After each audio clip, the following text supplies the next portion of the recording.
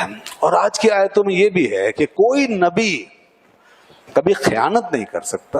یہ اور سن لیجئے بس، خیانت ہمارے یہاں بہت بڑا مرض ہے، پینڈیمک ہے یہ کسی بھی وبائی مرض سے بڑا مرض ہے اب اس قوم کے لیے، خیانت، جس کا دوسرا نام کرپشن عام ہو گیا اس معاشرے میں.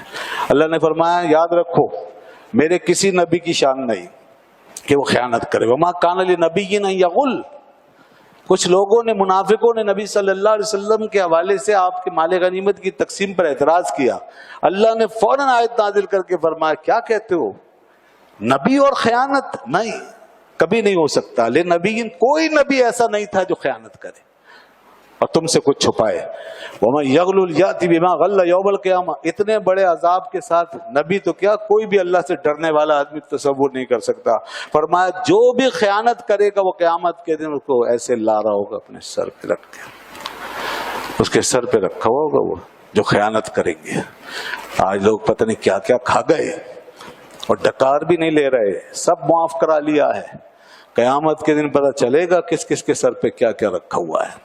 ایک سوئی سے لے کر پہاڑ تک کچھ نہیں چھپا رہ جائے گا.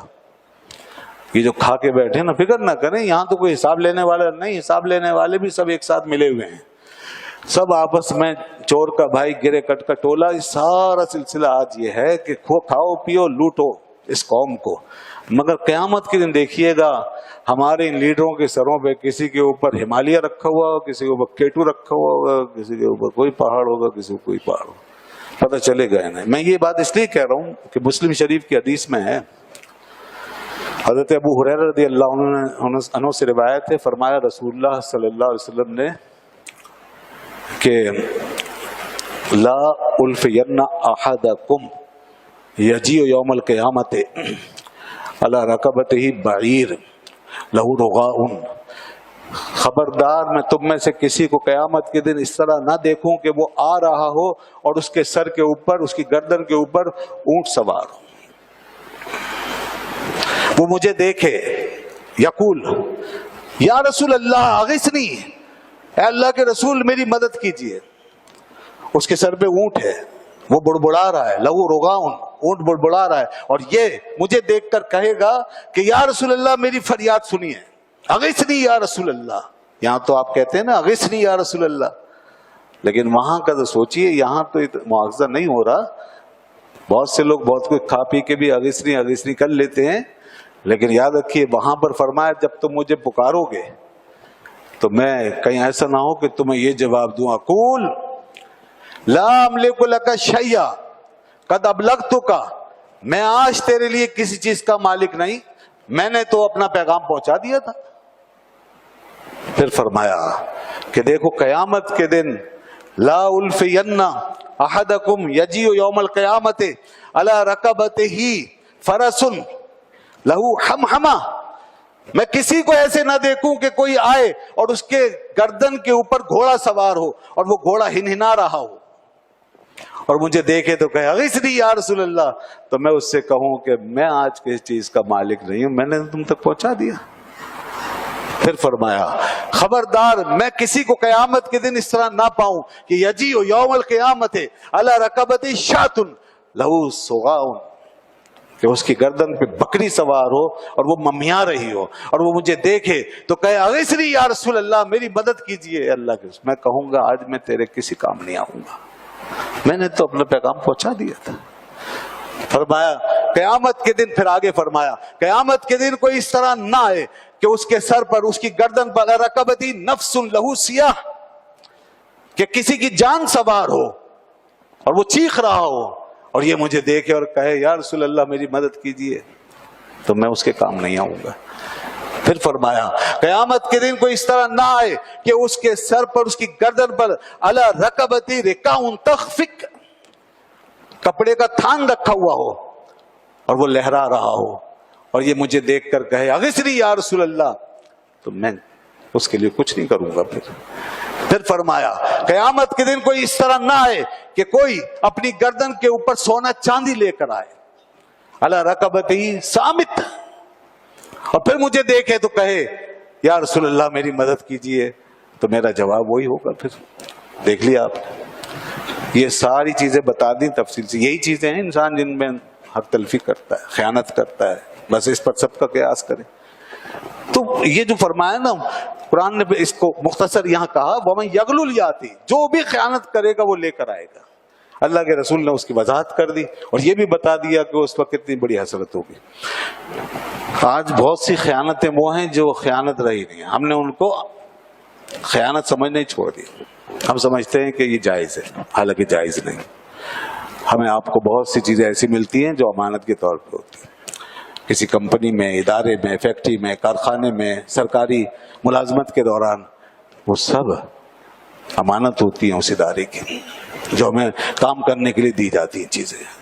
یہ قوم کیا کرتی ہے, الا ماشاء اللہ, شاید ہی کوئی آپ کو ملے, چراغ لے کے ڈھونڈیں گے تو شاید کوئی ایک آدھ ملے بندہ, ورنہ سب کا یہ حال ہو گیا اب ہمارا کہ چلو اس سے کیا ہوتا ہے, ہم بچ گیا لے جاؤ, ہمیں ملا ہے ٹھیک ہے, بچ گیا لے جاؤ, جو بچا لے گئے اٹھا.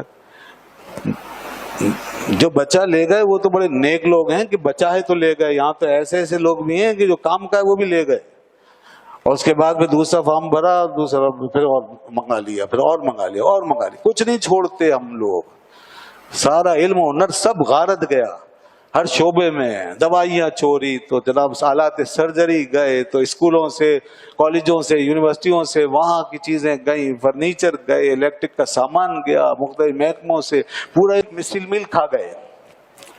یہ قوم اسٹیل مل کھا گئی, لے گئے لوٹ لوٹ کے. میں نے لوگوں کے گھروں میں دیکھا کیا کچھ لے لے کے رکھا ہوا ہے لوگوں نے, عام ورکر. اور دیندار لوگ بھی ایسے کر لیتے ہیں. تو وہی اس سے بچے. ہمارے ذہنوں سے تصور ہی مسخ ہو گیا, دین کا مٹ گیا, ہم نے دین کو سمجھنا ہی چھوڑ دیا, امانت کو کا تصور بدل گیا. یہ خیانت ہے, اس کا جواب دینا پڑے گا. ہمیں اجازت نہیں, کسی کی بھی چیز بغیر اجازت کے استعمال نہیں کر سکتے آپ. چھوٹی سے چھوٹی چیز امانت ہے. میں اللہ کے گھر میں بیٹھا ہوں, میرے سامنے قرآن مجید کھلا ہوا ہے, میں یہ جو ٹیشو پیپر یہاں رکھا ہوا ہے نا, یہ اس کو بھی میں ناجائز و حرام سمجھتا ہوں کہ میں اس کو لے جا کر اوپر گھر میں استعمال کروں.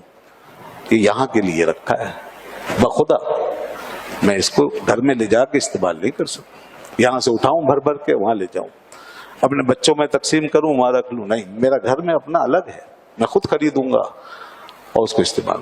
حالانکہ ایک ٹیشو پیپر ہی تو ہے, اس کی کیا ہے حیثیت ہے, مگر قیامت کے دن سے ڈر لگتا ہے.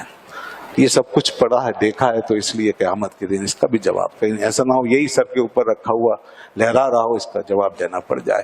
اس لیے دوستو اللہ کا خوف پیدا کریں اور امانت کے معاملے میں احتیاط کریں. لوگوں نے ہم بڑا ریکارڈ خراب کر دیا اور ہم بڑے بدنام ہو گئے پوری دنیا میں. مہر لگ گئی ہے پاکستان اور خائن, 2 نمبر کرپٹ.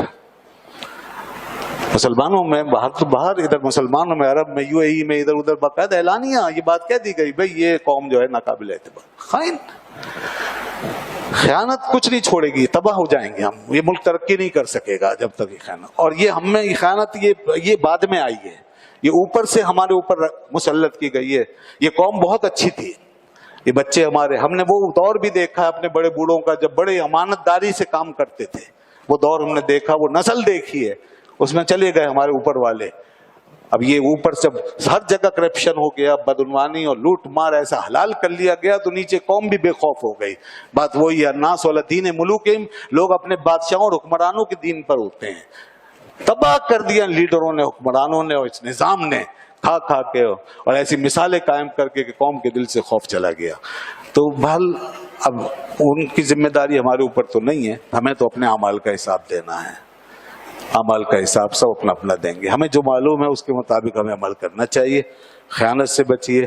صادق اور امین یہ رسول اللہ صلی اللہ علیہ وسلم کا پہلا وصف اور پہلی نعت تھی جو مکے میں مشہور ہوئی, اور سارے اہل عرب جو گنگناتے اور کہتے اور جس کا کلمہ پڑھتے تھے وہ یہی کہ انت امین انت صادق, آپ امین ہیں آپ صادق ہیں.